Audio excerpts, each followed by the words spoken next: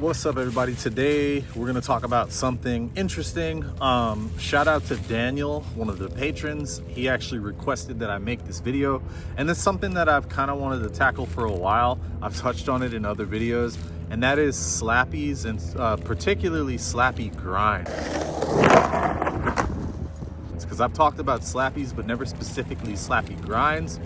And before I get into that, I want to invite all you guys to check out my brand, Collage Skateboards, www.collagesskateboards.com. Got some new and interesting stuff on the way.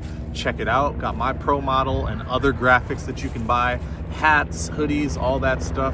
So if you want to support, that's one way that you can. And another thing I want to talk about is Board Control Academy, which is where you can book lessons with me. So please check that out as well. So one thing that's extremely important when it comes to slappies is wax. All right, you're gonna have to wax the crap out of your curb. Because the thing about slappies, and specifically Slappy Grinds, is that you gotta go faster than you normally would. So if you're at a stage with regular 50/50s and stuff like that, where you have to go slow, the slappy's probably not gonna work for you, just because we're basically using a pumping motion and we're gonna try to emulate how we would grind transition, right? So that's another thing. If you can't grind a quarter pipe, I would say you should go and learn how to do at least an axle stall, probably a backside grind first before you start trying this. Now, I recommend you get into this a specific way. So I started off with the Slappy nose slide. Of course, everyone starts off with Slappy nose slides. That's probably the first trick that most people learn to slide or grind. And I didn't go from nose slide to 50/50. I was actually terrified of trying Slappy 50/50s because the few times that I didn't go well. And what happened is I learned how to Slappy crooked grind. And then I learned how to actually grind those.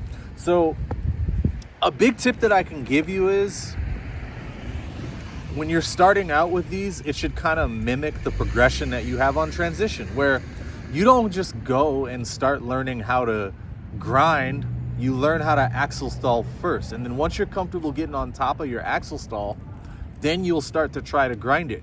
It's gonna be the same thing with these slappies. So what I did is I learned how to Slappy crook, basically a stall, rolling straight at the ledge. So that means I'm at a 90-degree angle with the ledge. And basically what you're gonna do is you're gonna have your feet spread pretty wide apart. I have my front foot kind of in the ditch between the nose and the bolts, and I have my back foot in roughly the same place on the tail. I'm rolling up at a 90-degree angle, and I start to bend my knees as I'm approaching. Now, just before I get to, I'm gonna give a pumping motion. So just like I would pump on transition, I'm gonna pump. But then as I'm pumping, I'm gonna bash into the curb and I'm gonna turn. So I'm gonna use that pump and turn together.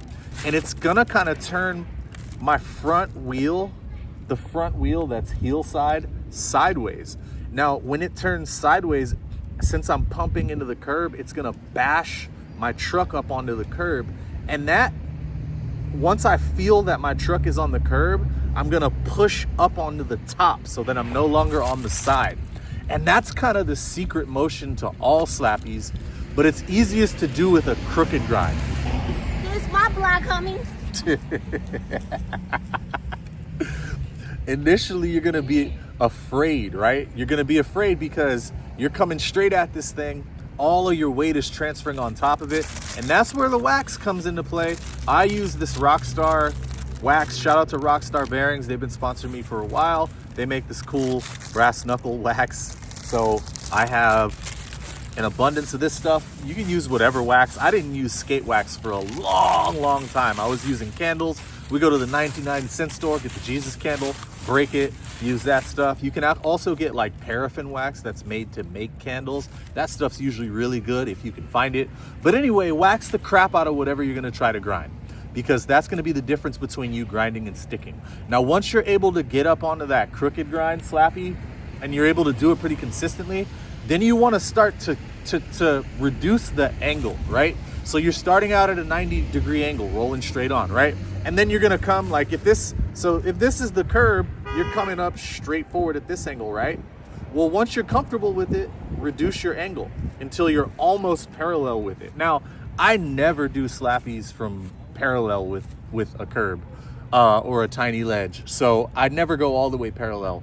But my progression was from that crook. And then once I had that, I actually learned how to do like blunt slappies, slappy blunts. And that's the one that I learned to take really far, like farther than the crooked grind. I'm not gonna talk too much about that one because it doesn't necessarily help for this. All it helped for me was my confidence. And it's really easy to get into a slappy blunt slide. If you ever done like a wally or something like that, start off wallying over a parking block because it has that slant, and then that'll help. But I actually went to slappy feebles next.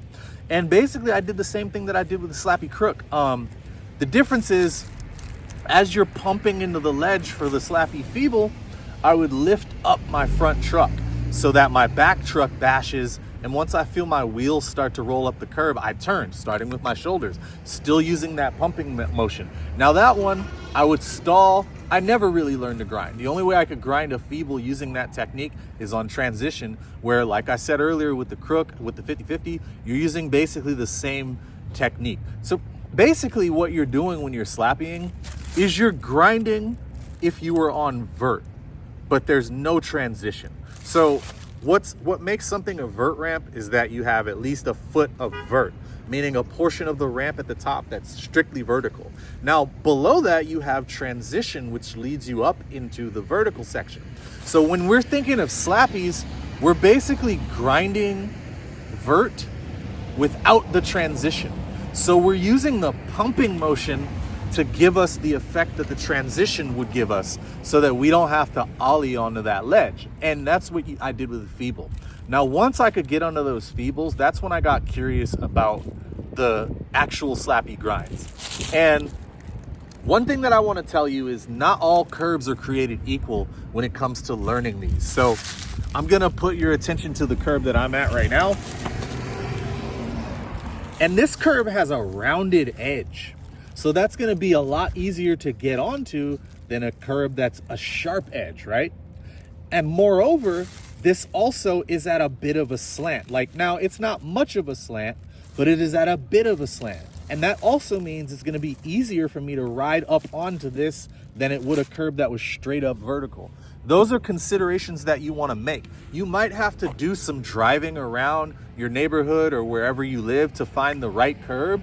Don't be lazy, because if you just try to learn on a curb that's straight up and that has a sharp edge, it's gonna be exponentially more difficult for you than trying it on a ledge like this. And I've done two different versions of the slappy back grind. So when I first started, I would use the slappy crook motion, but then I would just put my back truck on after my front truck got on, right? And that worked. That helped me get up onto them and not be afraid.